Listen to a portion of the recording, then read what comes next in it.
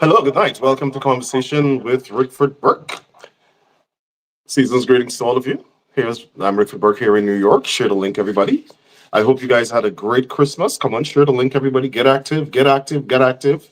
Let me see some of you who are joining here. Audrey Brung, good night. Where are you watching from? Coco Brung. The Brungs are dominating tonight. Good night. Mahika Village in the house. That's for Jeffries. Good night. Jeffrey, rather, good night. Shelly White, greetings, greetings, greetings. Corinne Roberts, good night. Um, good night, Lionel Simon, good night. Henry Dolphin, good night. Eva, I just missed that. Marcia Fordyce, good night. Desi Felix, good night. I think you're watching from Canada. Am I correct? Tell me where you guys are watching from. Amazing stats. Amazing stats. Our audience is widening. I'll probably show you the countries that we have viewership from. Good night, Tess Isaacs. Grace Andy watching from Orlando, Florida. Good night, everybody. Good night. Share the link. Share the link. I hope you guys had a great Christmas. Uh, Me, not so good. I had the flu during the Christmas season. Share the link, everybody. I'm still recovering from it, but I'm good. Port Village, Mike Coney in the house. Jasmine Shepherd Innes. Big up to the Innes family. Errol Short, good night. Watching from South America. Where is that? That's a big place. Marcia Fordyce watching from New Jersey. Watching from Brooklyn in the house. Bentley Edwards, good night. Good night. Leona Adams. Leona Adams, is that London? Keith Anthony Ben, good night. Share the link, everybody. Share the link. Marlene Thomas, good night. Watching from Barbados. Lou Harry, watching from Alberta, Canada. That is cold. Alberta, Canada. Gee, you. Good night. Mr. Harry, tell us what's the temperature there in Alberta, Canada. Please tell us what's the temperature. I'm looking out for that. Lionel, good night. You're watching from, oh, turmeric and lemon. I've been using all of that, buddy. Susan Duncan, good night. Watching from Queens, New York. Good night. Good night. Share the link, everybody. Come on, share the link. We got a lot to talk about tonight. Marlon Johnson, good night. Claire Chappell, good night. Watching from Guyana. Sicely Ogle already shared a link. Thank you. Shared some more. Jeremy Bascom. Jeremy. Good night. Atlanta, Georgia. Good night, sir. My brother. Cheryl Kingston, watching from Lancaster. Is this Lancaster, East Coast, Delaware, Lancaster, Quarantine? Yana Chalmers, good evening, everybody. That's what Yana is saying. Watching from Perfect Harmony. Who's that? Daisy Carew, good night. Wanda Fraser, good night. Watching from Linden, Guyana. Frederick, watching from Atlanta. June Holder, good night. Hyacinth Adams, good night. Watching from Atlanta, Georgia. Lots of Atlanta, Georgia folk in the house tonight. All right, so let me give you guys some statistics. Let me give you the statistics of the viewership since we last. So my viewership for the last month was 1.9 million. 1.9 million.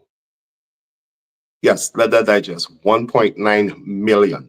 The Jagabots will go crazy. The Jagabots will go crazy.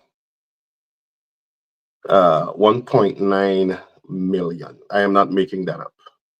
All right, 1.9 million. And the countries. Let's see the countries. It's coming up.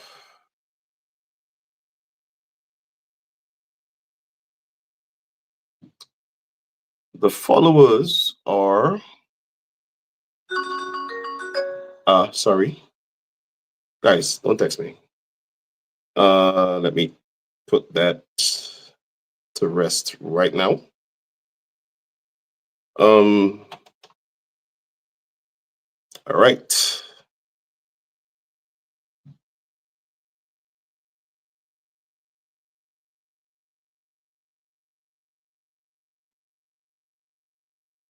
All right, the countries. 60%. 60% of the viewership is from Guyana. I'm sorry. 23%. What am I saying? 32% of the viewership is from Guyana, 23% from the United States, 9% from Canada, 7% from the United Kingdom, 6% from Barbados, 5.99% from Trinidad and Tobago, 3% from Nigeria, 2.7% from Antigua, 2.5% from India, 1.6% from French Guyana, and a host of other places around the Caribbean, Grenada, etc. Excuse me. Then we have cities. Major cities people are watching from: Georgetown, New York, Orlando, wow, Miami,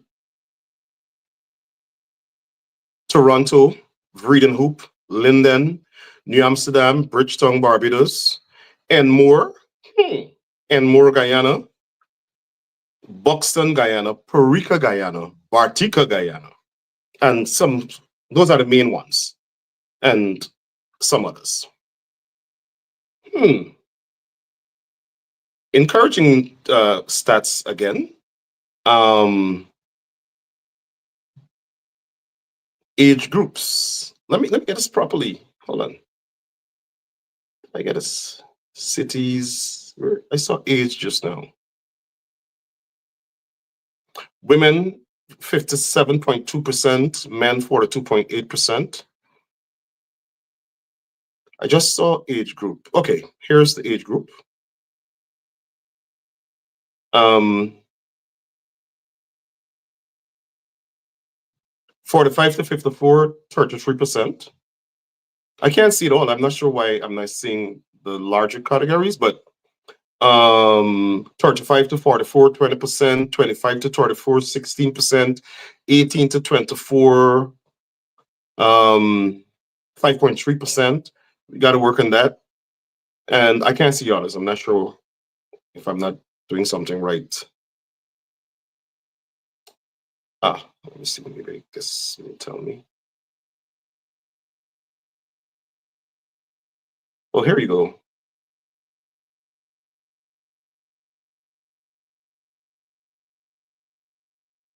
Yeah, so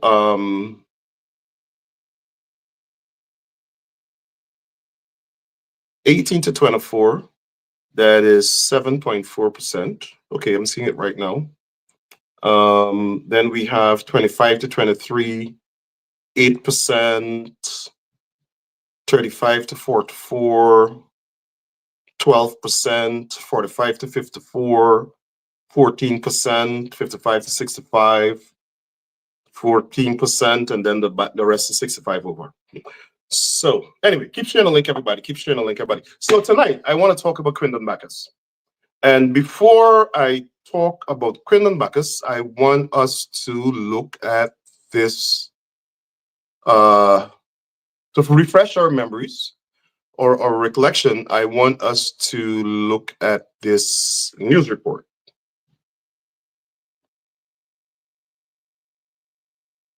Not sure if you guys are hearing it. I'm not.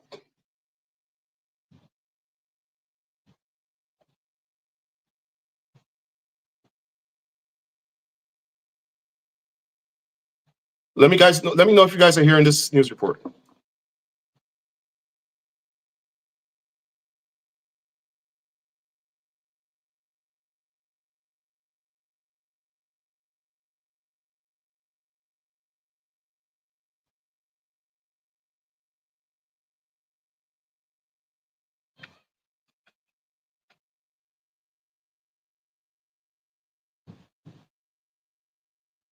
So you guys are not hearing the news report. No song on the news report.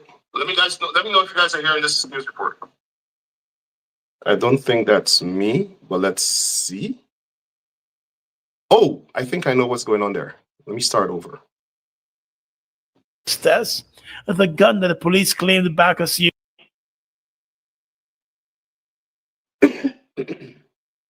22-year-old police Lance Corporal Christophe de Nobrega appeared before the Chief Magistrate virtually this morning, and he was charged with the murder of Golden Grove youth 25-year-old Quindon Bacchuss.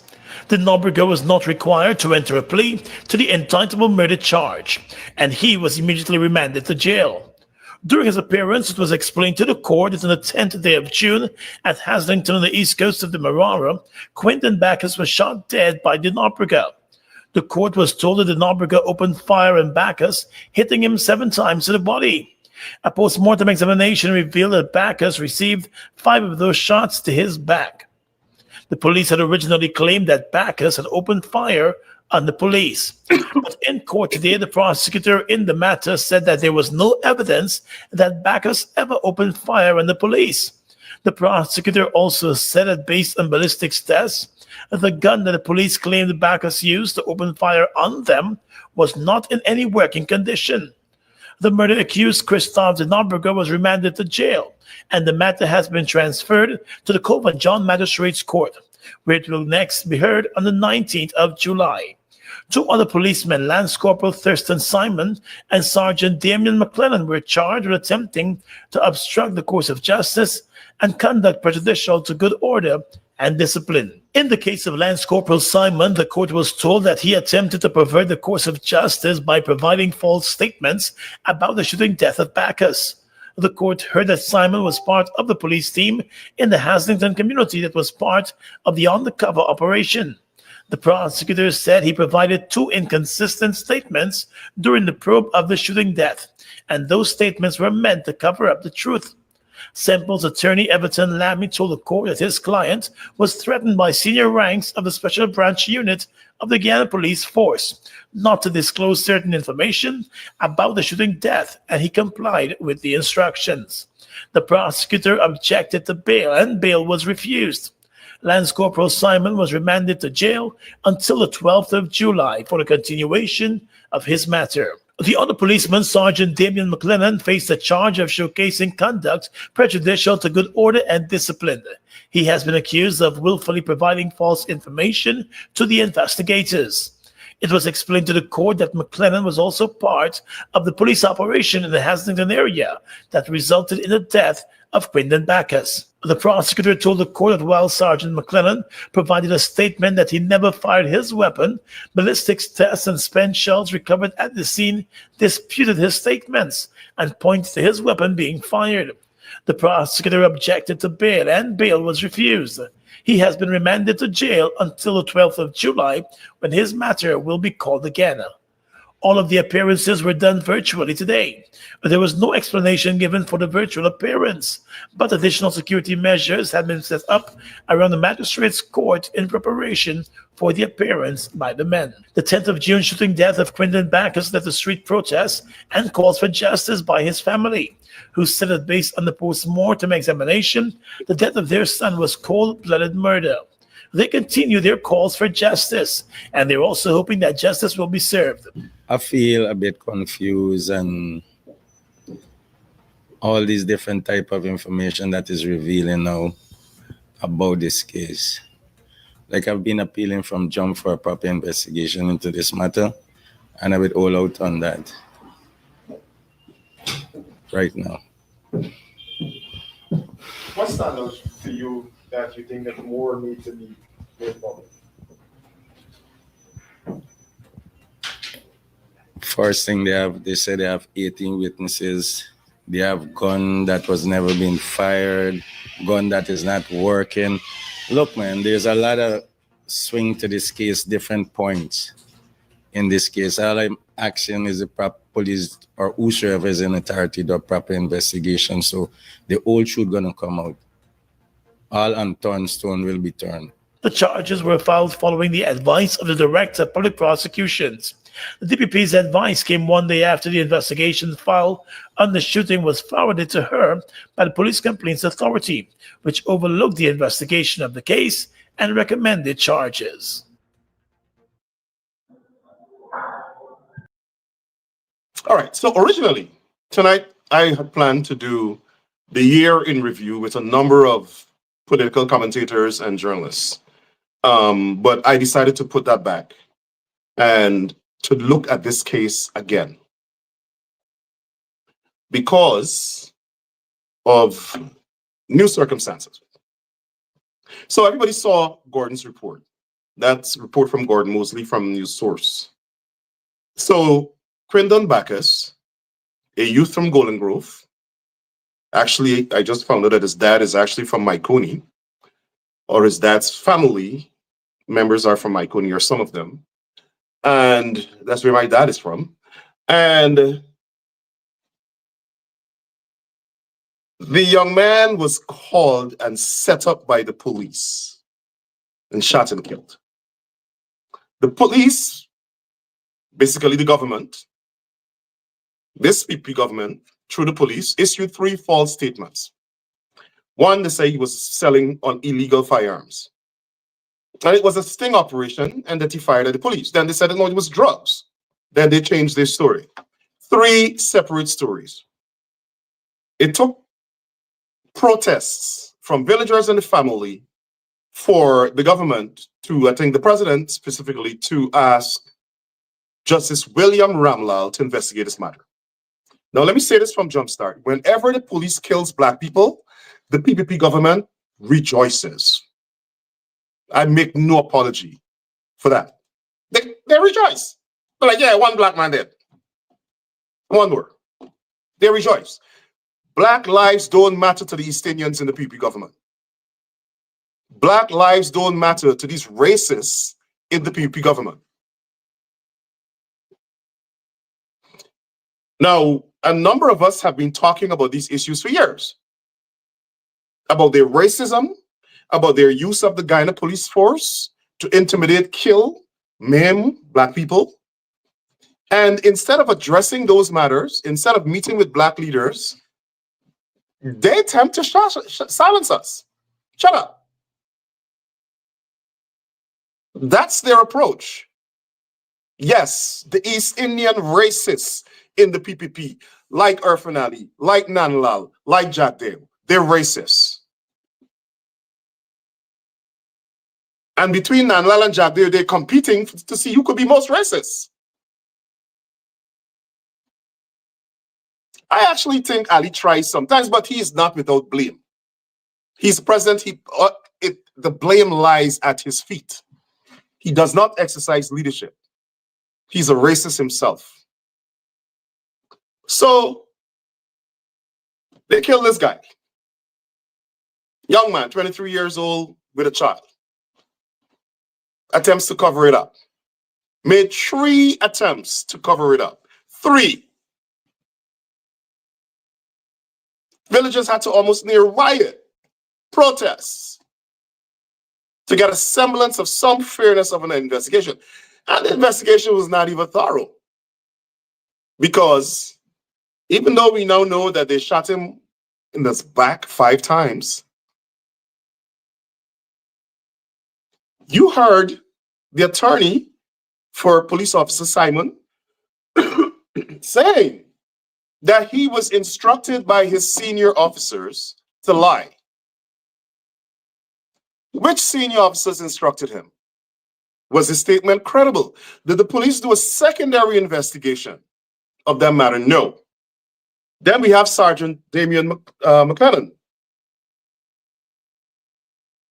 who has disputed that his gun was fired at the scene.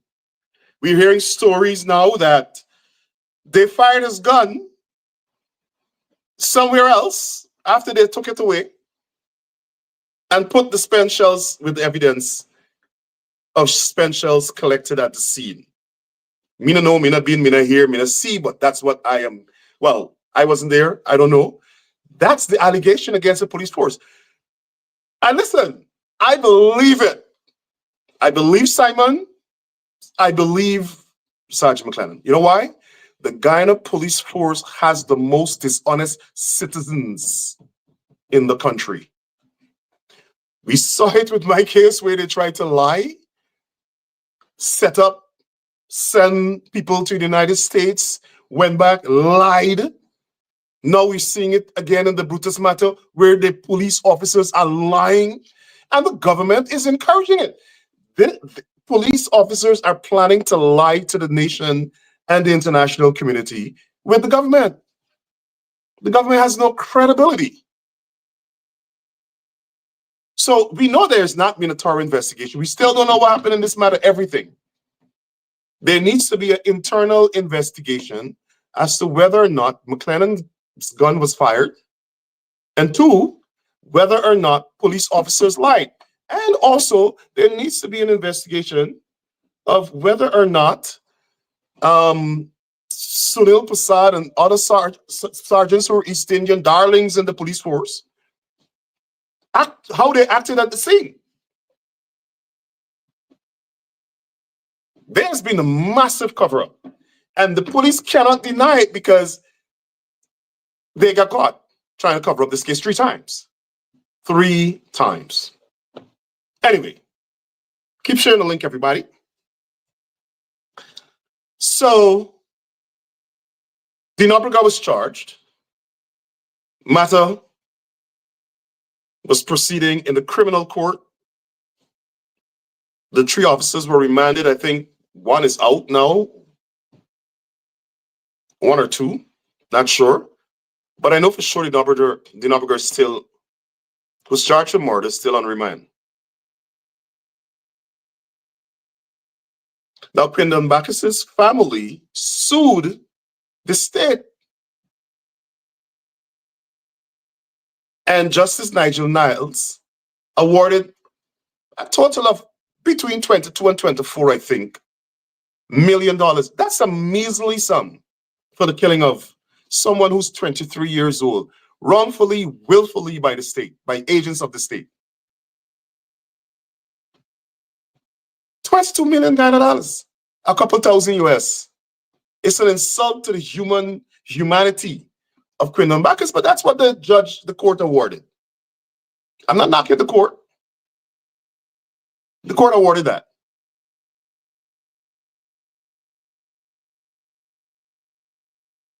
Guess what? Anil Nanlal, the racist cockroach PPP Attorney General, is appealing the $22 million judgment. Quindon Bacchuss was killed since 2022. The family had to wait 2 years for compensation.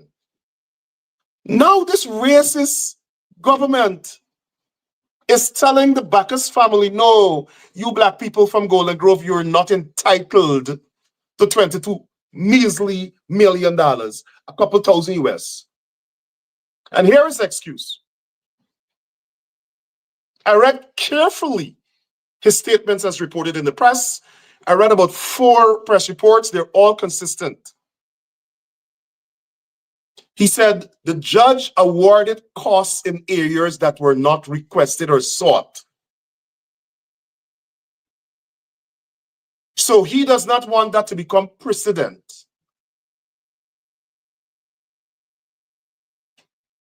The judge granted relief in areas that were not requested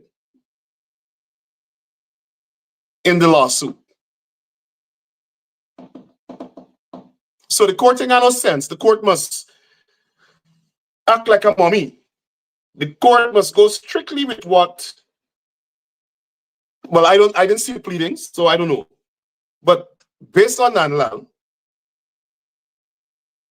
the court should have granted A, B, C, D as requested by the lawyers for the Bacchuss family, and that's it.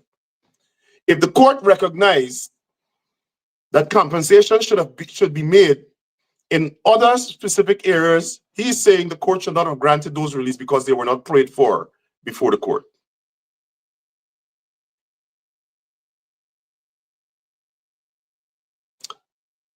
The indignity and the disgrace. I mean, these guys don't care. They're facing the most serious, credible allegations of racism, and they don't care. Even racism with regard to their refusal to appoint the chancellor and the chief justice, who are black. Now they're angling to supersede the chief magistrate, acting chief magistrate, a black woman, Faith Magusti. I understand that they are now proposing to appoint Judy Latchman, far junior, unqualified, not as experienced as Faith Magusti. We're not going to appoint these three black women to head the three most important, or to the three most important positions in the judiciary. No, we are an East Indian government.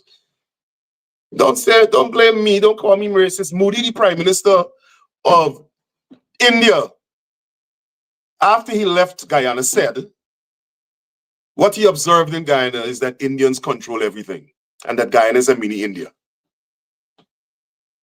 East Indian supremacy, that's what the PPP government, this government of Ali and Jagdeo has imposed on the Guyanese people.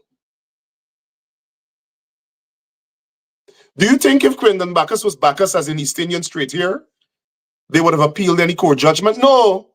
These people believe that the resources of Guyana must be for East Indians and the East Indian supporters, particularly of the PPP, and them only.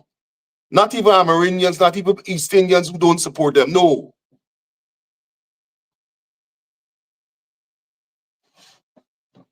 Could you believe it?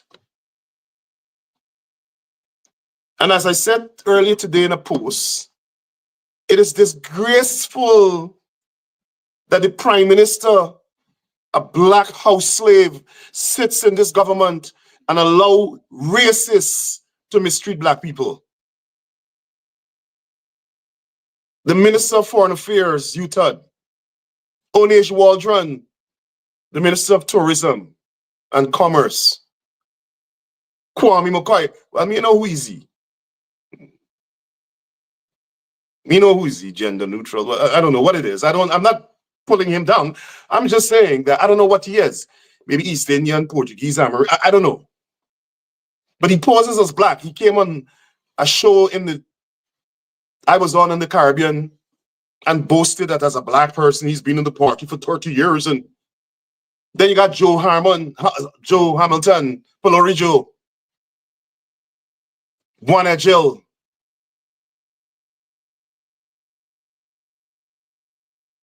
All of these people are black people. And they come and boast their blackness. And none of them could sit in the cabinet and say, no, don't do this. Don't disrespect black people. There goes my water. Let me get that one.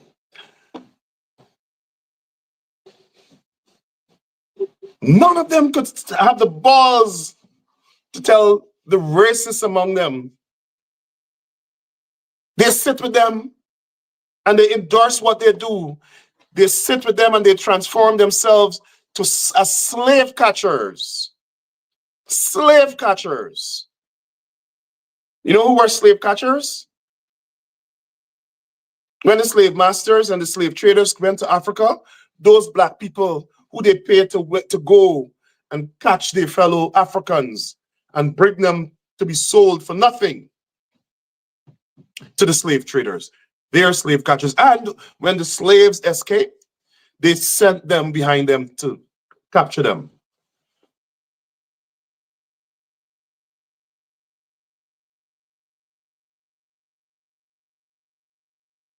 That's what Edgell and Onej Waldron and Hugh Todd and McCoy and Hamilton and Mark Phillips do for racists in the PPP. They're slave catchers. They cannot tell Jagdeo and Ali and Nanlal, the racists in the PPP. No. Pay these people the little pittance that the court awarded them. They sit there quiet, complicit with the racism. But listen, Nanlal said black people in America don't have no right to talk about he. We must not make these commentaries because it's a crime in Guyana. So he wrote the US government to tell the US government must send we back to Guyana for punish we so that they could kill us. Well, little does he know, we coming after him too. We coming after him too. I see he's going after Melly Mel, and he's coming after me. Well, I coming after him too because he came to America, committed crimes, and we want him extradited here or brought back here for trial and to be jailed if found guilty. We were never in Guyana, but he came here.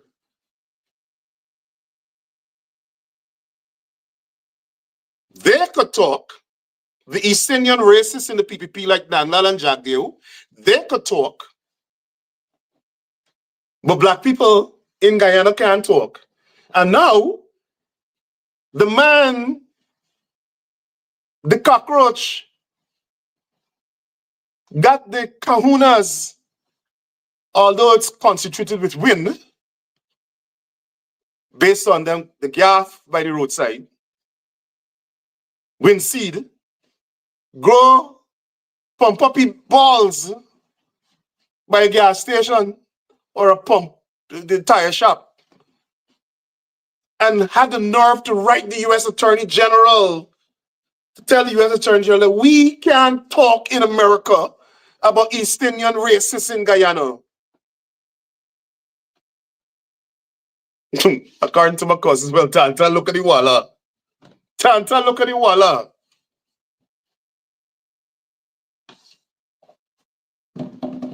But coming back to Quindon Bacchuss matter, and here now, these guys, they think they are so smart. They always got to have a black person with them when they're doing their evil. And I want to say, I'm struggling to see that I have a lot of, share the link. I have a lot of respect for Nigel Hawker, the Solicitor General. Came back from the Bahamas, worked during the APNU government, and I guess his contract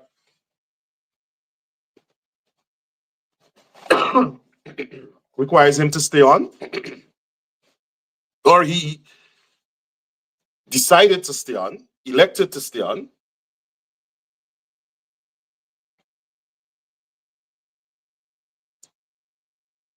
But he had Nigel Hawker with him, the Solicitor General, a black man, who I gotta say, I have respect for.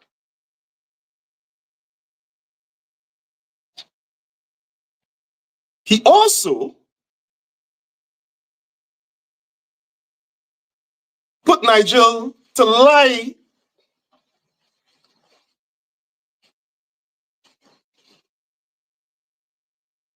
in my view, to the CCJ when he leaked the CCJ judgment.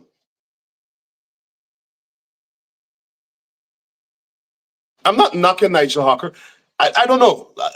I don't know if he lied. I believe. I'm not saying Nigel lied. I believe what Nanlal told him to tell the court was a lie.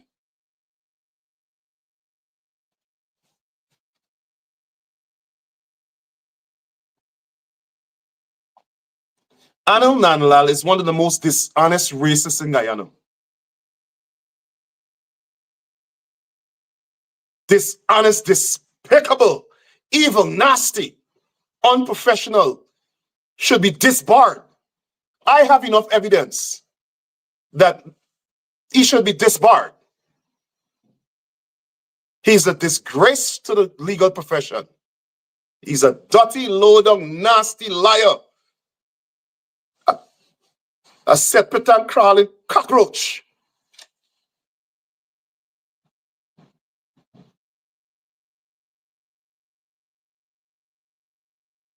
Came up in this country here and said that I must be killed.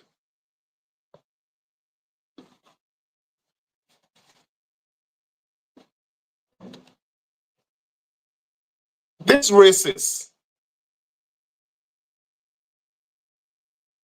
a decent man like Nigel, the Solicitor General, stood with him while he made that announcement.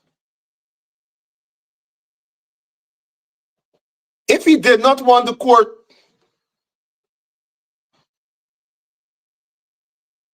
to grant such a judgment, why didn't they settle with the family? Why black people always got to go to court to get compensation from this government? In the face of egregious wrong, the murder of a 23-year-old man with his entire life ahead of him, he should have been awarded more than $200 million. The court awarded $22 million, and them racists are appealing it. Black lives don't matter to these people.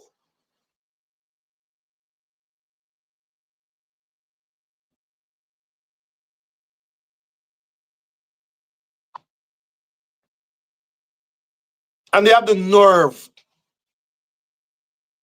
whenever they want something done, to pay black people to say it. But let her kill black people. No, you know, no. They don't. 22 million. No, maybe get on like 2 million. In the meantime, them a thief all the money. If it's not Jack, they're collecting, negotiating bribes on video.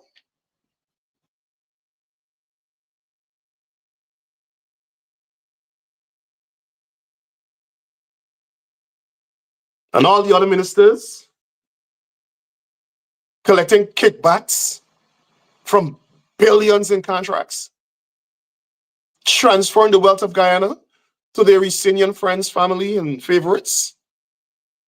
Their cabal through procurement fraud.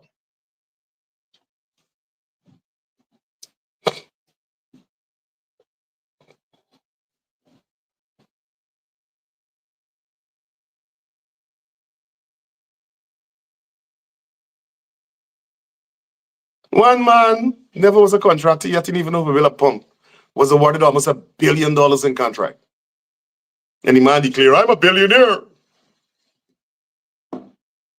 And he pumping billion. But they can't award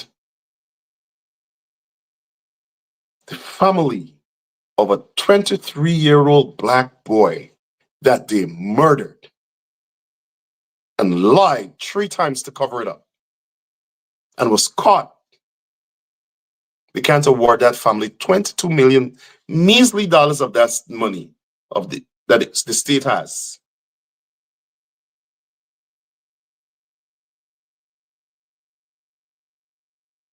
But they're collecting billions, hundreds of millions in bribes, kickbacks. Them daddy dead and left the transport for Guyana for East Indian people only one in Guyana. And when you talk, Burke is a racist. He's talking about us East Indian people from the PPP. He said we are corrupt and we're racist, so he's racist. That's the definition of being racist. When you expose their racism, I don't give a damn.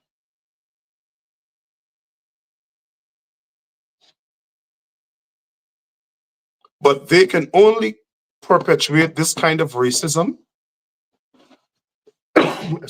and injustice because we as Afro-Guyanese and we as Guyanese, period, accept it and we don't do anything about it.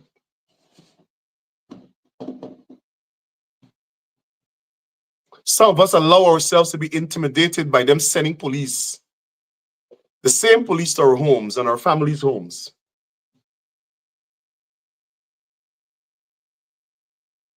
We allow ourselves to be intimidated. Now, the appeal might be heard till 1929. Sorry, till 2029.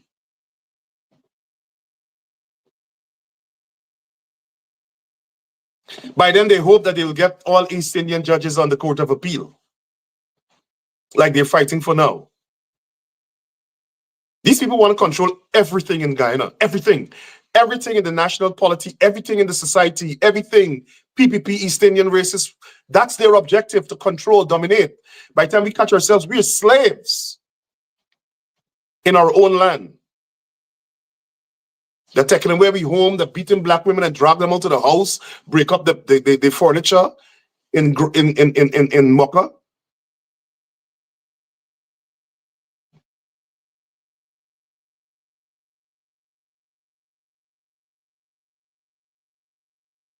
I predict that Afro-Guyanese will own nothing in Guyana in comparison to what the PPP East Indians will own in the next 5 to 10 years. Nothing. Nothing. And they will select 1 and 2 of us. Hey, you Jacobs. Hey, you, whatever your name is. And we will give you and you a contract, and we will make 2 black people rich and say, yes, we love black people. The other day, Jack, they complained that I call him a racist pig. Yes, he's an apartheid racist pig. And so too is Anil Nanlal. Look at them. The disdain for African Guyanese is on their face. It's part of their disposition. Look at them.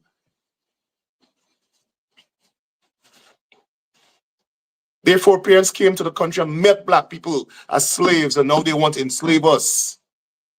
And they don't want us to talk because we're racist. $22 million? I mean, gosh, oh my gosh. These people are so greedy. They want everything for themselves. Everything they want. They don't even want to compensate the people. 22 measly damn Guyana dollars.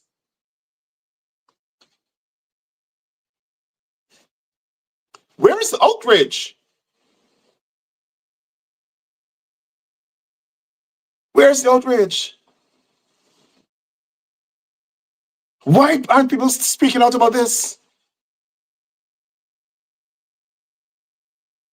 And again, I'm disappointed in the Solicitor General, Nigel Hawker, disappointed that he stood there with that racist Anil Nanlal to try to justify denying those people compensation.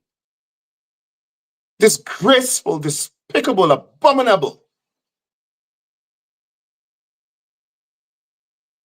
We as black people must have some sort of dignity sometimes. We must be able to stand up and say, no, AG, me and Nainda, I am not going there with you to announce that. The family deserves compensation. The DPP charged the man. Government acknowledged that the man was murdered.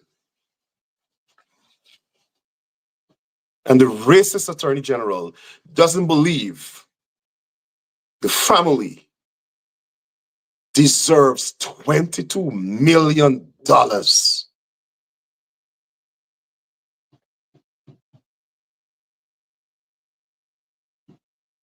The man is a plague on the society. Anil Nanlal is a plague.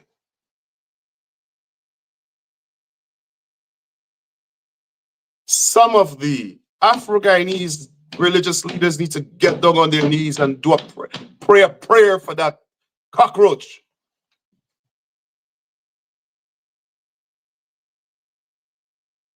That he be smitten with some sort of plague. Disgrace to the human population. And he's not alone. He's not alone. And more Guyanese must speak out. More Guyanese must speak out. I make no apology for anything I say tonight. It's disgraceful. Black people deserve justice. Black lives matter in Guyana.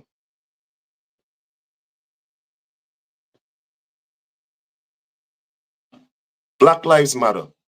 And it's time that more of us stand up and speak out.